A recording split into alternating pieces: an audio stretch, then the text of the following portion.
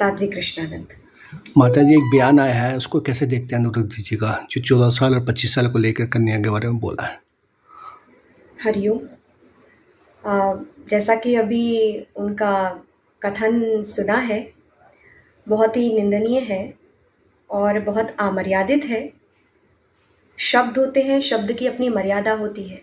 कोई भी व्यवहार है तो उसकी भी एक अपनी मर्यादा है।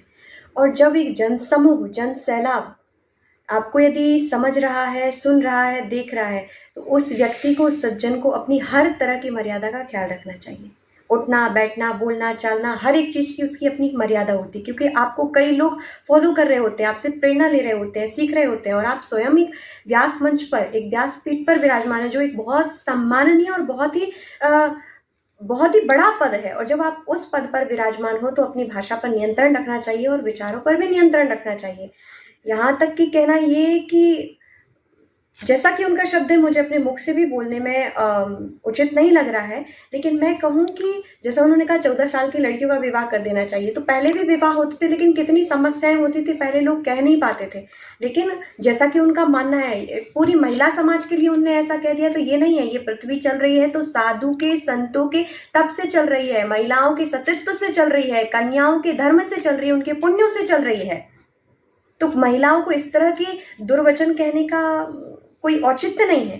हाँ, आधुनिक समाज है, आधुनिकता को अपनाने के लिए लोग अपने अपने तरह से जीवन जी रहे हैं, जो उचित जीवन जी रहे हैं, ये बहुत अच्छी बात। जो नहीं जी रहे हैं उनके लिए समाज अच्छे से आप प्रेरणा दीजिए, अच्छे संदेश दीजिए। माता पिता को अपनी पुत्रियों का ख्याल रखना चाहिए, समझाना चाहिए, और धीरे धीरे समझाया जा सकता है। एक कन्या 14 साल की, उसको आपने यदि विवाह भी कर दिया तो वो क्या समझ सकती है, उसको कैसे निभा सकती है उसको। तो आप अनिरुद्ध आचार्य के बारे में क्या कहेंगे, इस भाषा को जो उन्होंने प्रयोग किया है? मैं उनकी भाषा की निंदा करती हूँ, और वो जिस स्थान पर है उस स्थान के अनुरूप ये भाषा उपयुक्त नहीं थी।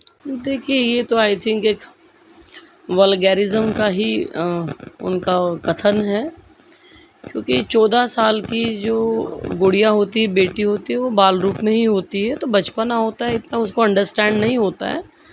ठीक है कि वो बुद्धि निर्मल होती है, उस समय सब चीज़ें हैं, बट 25 साल की एज के अंदर बच्चा अपना अच्छा बुरा समझ सकता है, सोच सकता है, और उसको एजुकेशन का प्रॉपर उसको टाइम मिलता है। मेन थिंग है कि वो एजुकेटेड कितना है।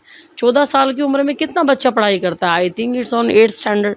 7th और 8th क्लास का बच्चा होता है, उसको क्या पता होता है कि माँ कैसे बना जाता है, या सास ससुर की सेवा कैसे की जाती है, सोशल फैमिली में रिलेशंस कैसे निभाने चाहिए। तो मुझे ऐसा लगता है कि 14 साल का बच्चा खुद को ही नहीं समझता है, तो वो फैमिली को कैसे समझेगा।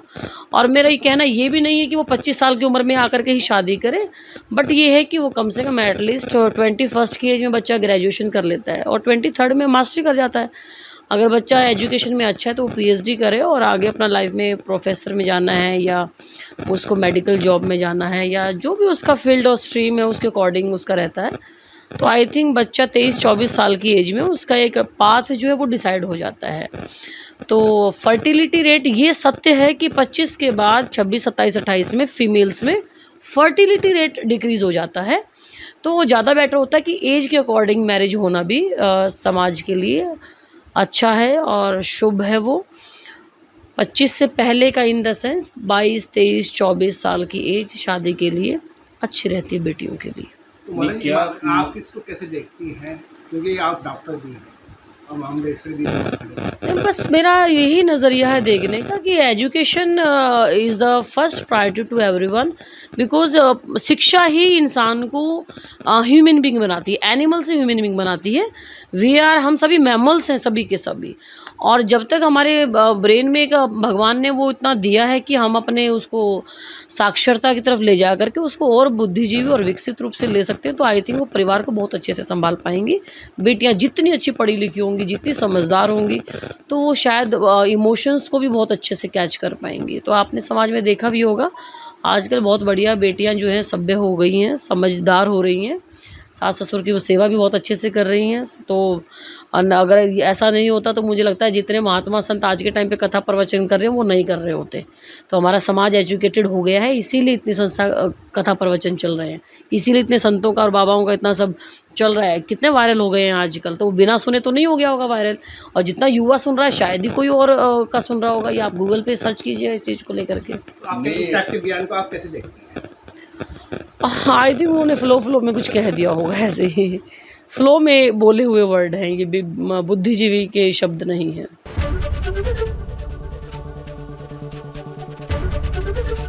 एबीपी गंगा, खबर आपकी, जुबान आपकी।